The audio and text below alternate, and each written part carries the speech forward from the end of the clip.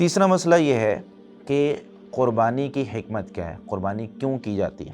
تو سب سے پہلی بات تو یہ یاد رکھیں کہ اللہ رب العالمین کا حکم ہے، اس وجہ سے قربانی کی جاتی ہے کہ اللہ کا حکم ماننا ہے۔ ہم بندے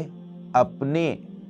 زندگی میں جو کچھ بھی کرتے ہیں وہ صرف اللہ کے حکم کی وجہ سے کرتے ہیں۔